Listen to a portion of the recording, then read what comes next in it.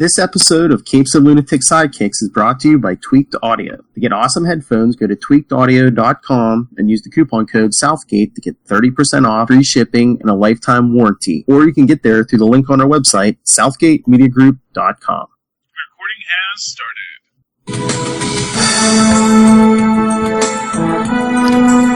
Hello, everyone, and welcome to the Angel Chronicles. Strap yourselves in, everyone. This is a good one. I'm talking 5x5. We've seen one Slayer already. Now we get the other one.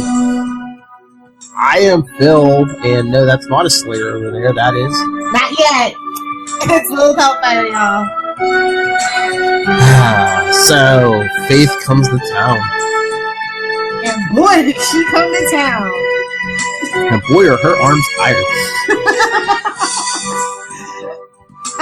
So this is one of those times where you definitely should have watched Buffy the same week, because this is a continuation from the Buffy episode "Who Are You?", which is the 16th episode of the 4th season of Buffy the Vampire Slayer. Which originally, actually, that one aired in like February 29th, 2000, and this is like, April? And we've had a 2-week break between this episode and the last, so it took her a long time to get to Sunnydale, is all that I'm saying. Well, I mean, I guess they wanted to make sure the timing was there, because you said, that was episode 16 in that season of Buffy? This is episode 18, so... Exactly. And like I said, we had a 2-week break between the last episode and this episode as well. So. They might not have known the break was coming too, so... Yeah, pretty much. But no, yeah, so Faith has done a lot to Buffy. So I like, originally when I first saw this, like, I had a hate boner for Faith. Like, I'm not gonna lie. Like, I love Elijah Dusko, like, seriously, like, my everything. But Faith as a character was like the bane of my existence until they, like, really redeemed her in the final season of Buffy. And like I said, I really actually like Angel and Faith, the comic books. Mm-hmm. So, yeah. But before we get... I have a lot of weird feelings about Faith is all that I can say. But before we get that, we get like a drive-by killing. Oh yeah, it's LA, of course. Angel messing with Wolfram and Hart. Ugh, We open it with Wesley and Angel rescuing some dude named Marquez from Three Demons.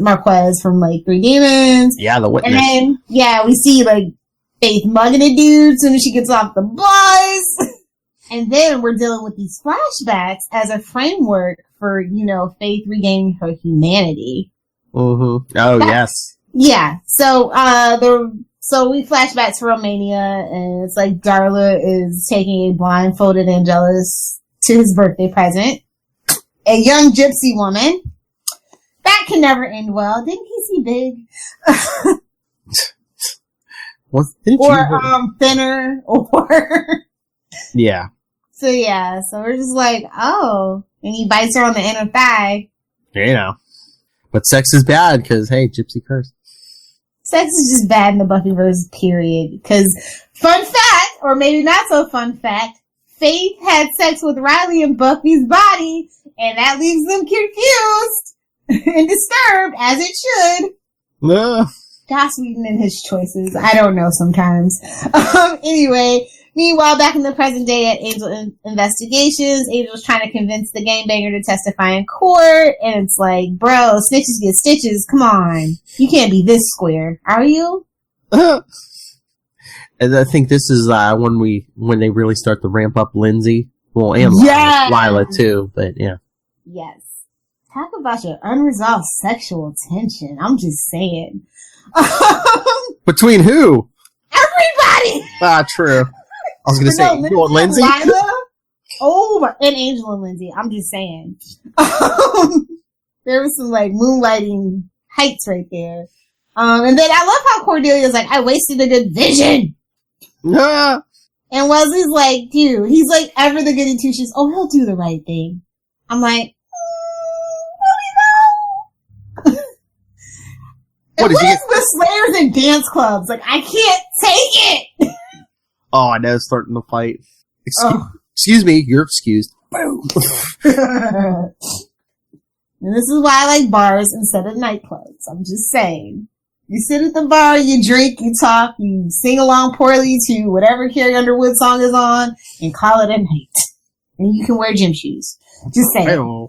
And then the next day in court, we meet Lindsay McDonald on behalf of course, Wolf, Rem, and Hart. And they want a dismissal of the murder charges, but Angel shows up in the nick of time because it's a TV show. And he's gonna testify. Might as well just open the door and say objection. Exactly. And then Lee Mercer suggests hiring Faith to kill Angel. And they're like, hey, take Lila with you. I'm like, how does she know how to find Faith? I'm just gonna go with it. Sexy, capable woman, that's fine. She knows what's up. Just gonna roll with it. Did we ever see Lee after this episode? I feel like we might have. Can't remember. Probably in the background. But he never got any, like real screen time after No this, more FaceTime? Yeah, pretty much. And then Leslie and Angel return from court, and Cordy's on the phone making plans to meet a potential client, and he tells her the good news, blah, blah, blah. Meanwhile, we cut to outside of another nightclub, or maybe the same nightclub. I don't know. It's LA. There's a crap ton. Faith and Lila meet, and then immediately suspicious, as she should be, how Lila knows so much about her. She's like, just get in the limousine. That never ends well. No. Same. Don't get in the strange limos in LA. I think that's the key takeaway we need to take from this episode. How different would this series have been if Faith had just killed, Lila and Lindsay? Yo! How different would it have been if Faith was in the last season of Angel? Ooh. Wesley wouldn't... Oh, never mind. We'll get there! You want to watch ahead to know what's coming, feel free. Then we get another flashback, and then it's Darla finding Angelus acting strangely. He's reflecting on his 140 years of killing. And he's like, the gypsy did something to me! Yeah. She's like, you have a soul. That's filthy and disgusting. She actually broke the chair leg. And really? She's got her own Mr. Pointy? Okay. I told you to pick up something from that gypsy girl. It's always Darla's fault. Blame Darla. Yeah. Then we go over to Wolfram and Hart, where Faith negotiates with Lila, Lindsay, and Lee, and she's like, they're like, dude, you're charged with murder. We'll get this dismissed if you kill Angel. And I'm like, something tells me she's not gonna win that battle. The show's called Angel. We're not switching to Fake Show, are we? We'll get you off the murder charges if you commit murder. It is LA. True. Just saying. But I love what did Lee say? I don't want you to make me look bad. How do you look down? I like how he's like, she's like, what are you guys gonna pay me? And Lee's like, humana. And she just grabs him by the scruff of his neck and just starts beating him. I'm like, that's my Faith. And then I like how Lila and Lindsay are just like, yeah, cool. This'll work. And that's probably why we never saw Lee again. Brain damage. Wolfram and Hart is a very powerful firm. They could fix that. Well, they shipped them off to another dimension. Exactly. Then what happens? Oh yeah, the day after that, Cordy, Wesley, and Angel are in the lobby, and Faith suddenly appears and tries to shoot Angel with a crossbow. And she's back, bro. And he catches it. I was like, Malcolm Merlin in the house. And Faith's like, that's so cool. I know. Then Faith issues her challenge and runs, and I'm just like, I guess. And then of course Angel calls Giles. Yep. And they're like, Faith has been out of her coma for a week, more like a month or 2 or 3 or 4, but we're just gonna forget all that. And then Cordy agrees, but Wesley doesn't want to be involved. He wants to be involved. He says don't get involved with it. Basically, that's Giles' advice for everything. But no, this is the episode where we actually learn that Faith is actually literally insane, though. Is she literally insane, or is she just in pain? No, she's insane. Yeah. It's we get into it the next time we see her when they break her out for the thing, but... Yeah. No, I think for what happened in the Buffy episode, she actually felt love, and she didn't know what to do with it. That's my fan-wanking theory. Mm-hmm. And also she is, like she says to Buffy on a couple of occasions, It feels like mine, so it's probably yours, so it belongs to you. Like, she carries that, because it's 2 slayers, and it ever, you know what I mean? Like, Faith has always been a little off. Mm-hmm. And I think it had to do a lot with, like, you know, her and Buffy being, like, 2 sides of the same coin, and it shouldn't be 2 slayers at the same time kind of thing. Also, I feel like it had a lot to do with it. Yeah, I think that the power wasn't supposed to be shared by both. Yeah. Yeah.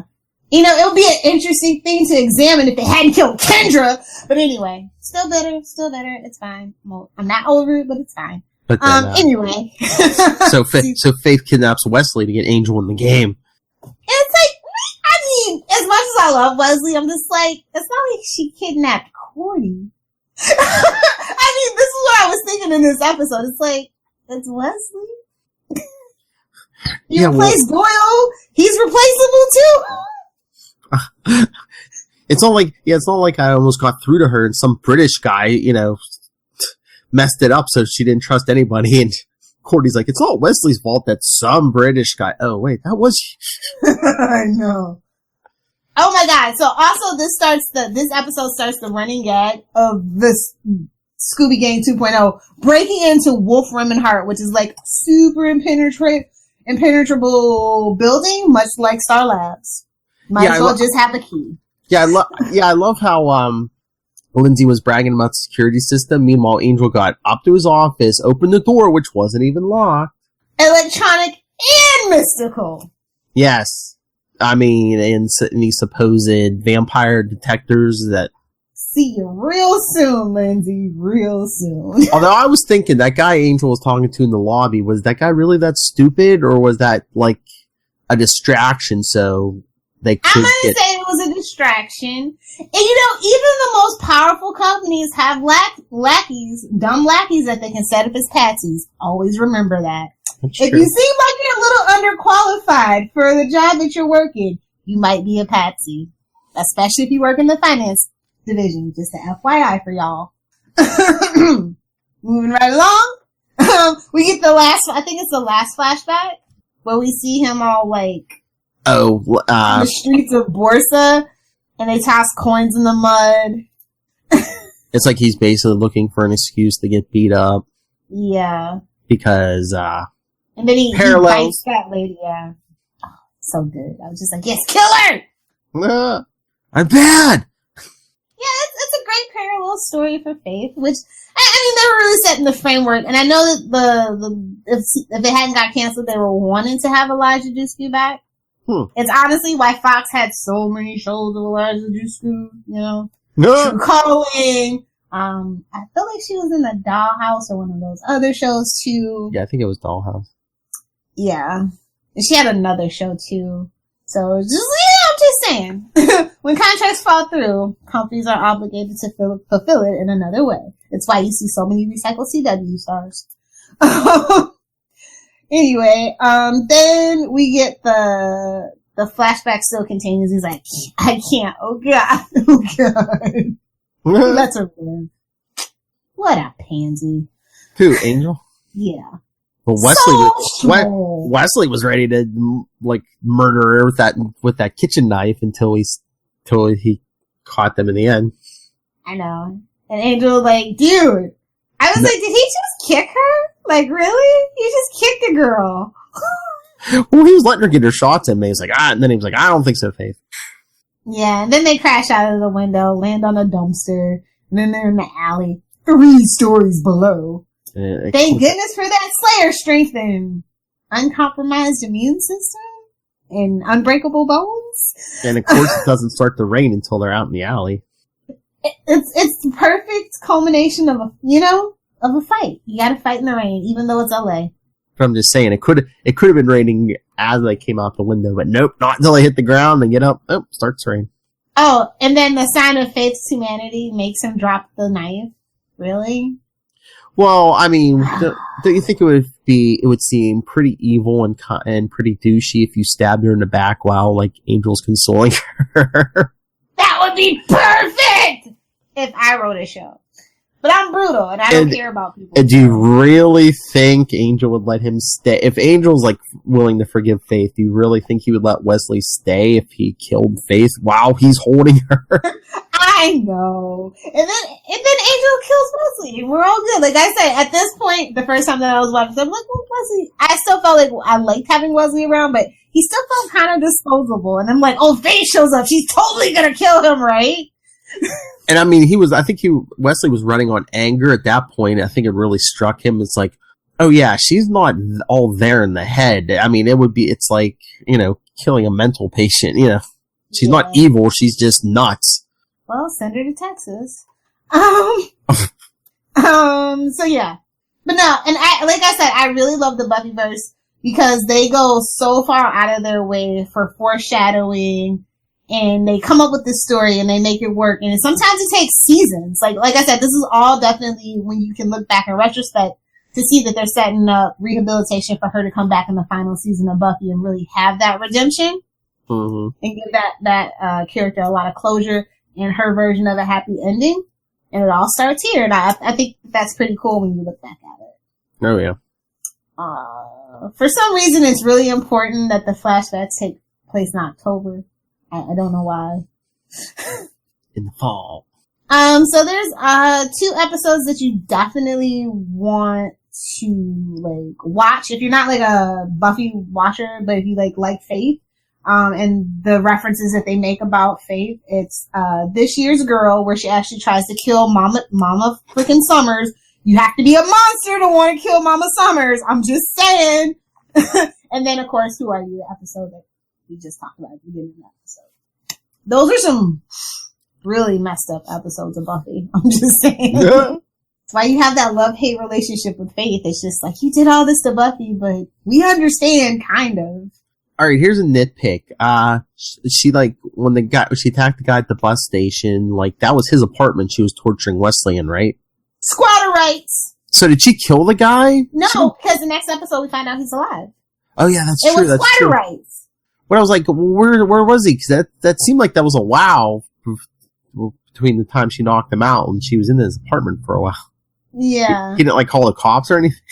Not that they could have stopped Faith, but I mean. Convenient plot point is convenient. I guess. But no, squatters' rights or whatever. Because, Faith issued him a challenge that they're down to fight anytime. So that's how come Angel could circumvent it. And I'm just fan wanking, but that's what makes sense to me.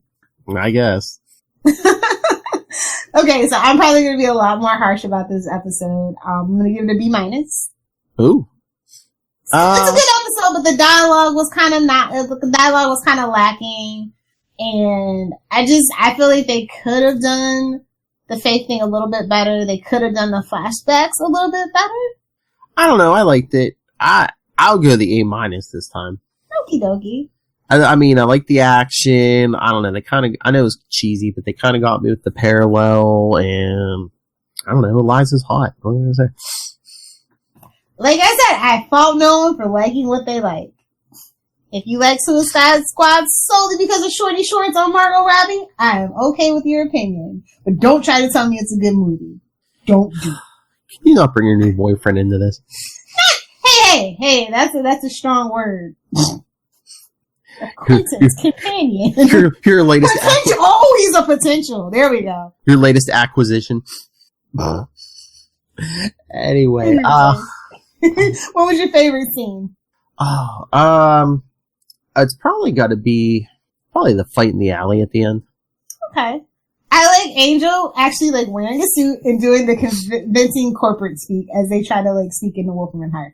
It just gave me flashbacks to my job. but the numbers go through the roof in the toilet. Oh yeah. Awesome. Well, like I said, the dialogue, I don't think I really had a favorite line or anything like that. The dialogue was kind of easy.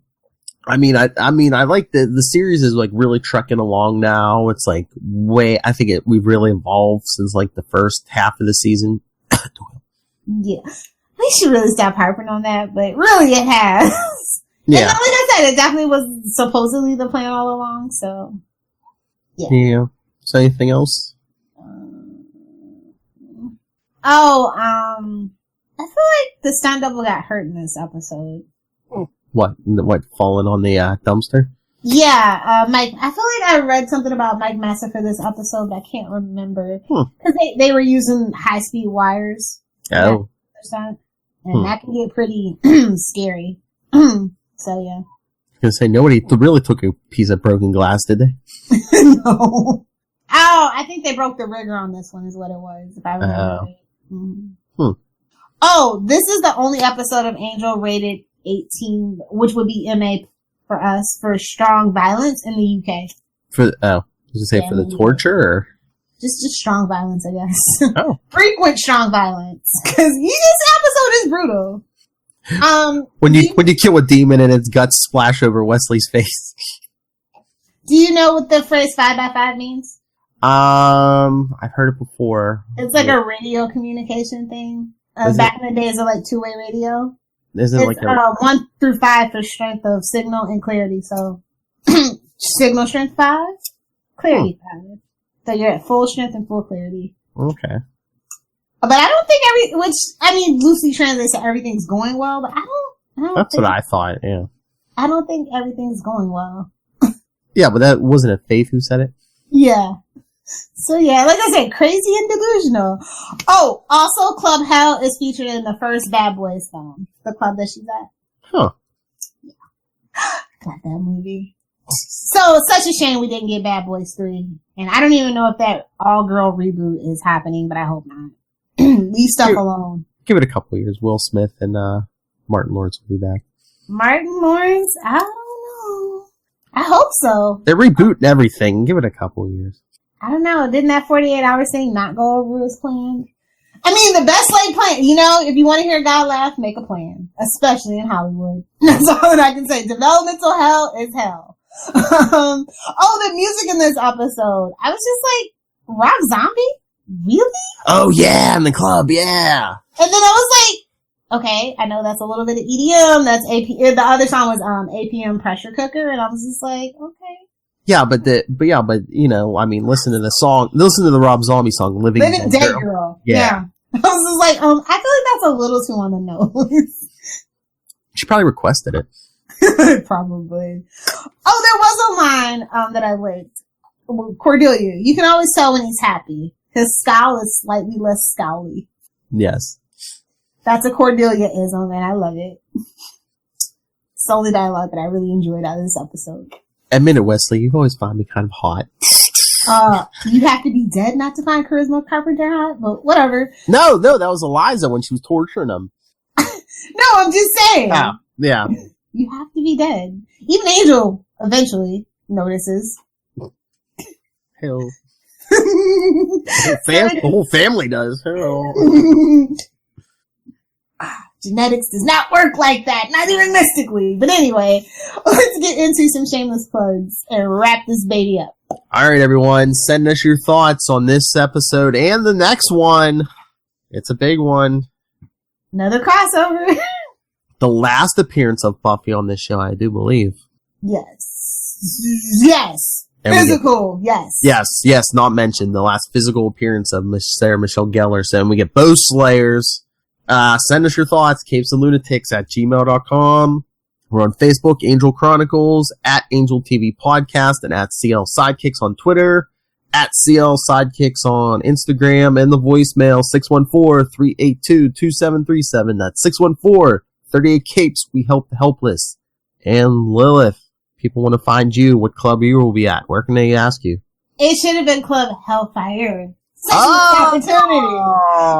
But if you nerds want to fight with me or just chat with me, we're about a month out before the Arrowverse kicks off. So, I'm happy until I see the first episode of Arrow. So enjoy it @Lil Hellfire. If you guys want to talk Superman, Smallville, or just, swear with me on the internet, Save Me Podcast, Facebook, Twitter, Pinterest, and Instagram.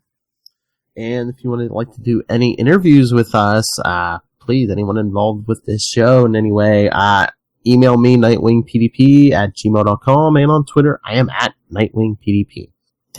All right. Thank you once again for joining us. The Angel Chronicles, like we said, next episode, 2 Slayers. For the price of 1? way! An angel versus a helicopter? What?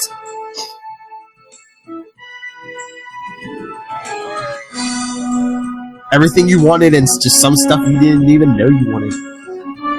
We hope this episode has a 5x5 rating. Hey, our signal seems pretty good. That's right. Go to YouTube, go to your favorite podcatcher service, and give us 5x5 stars. Nice. In the living dead girl.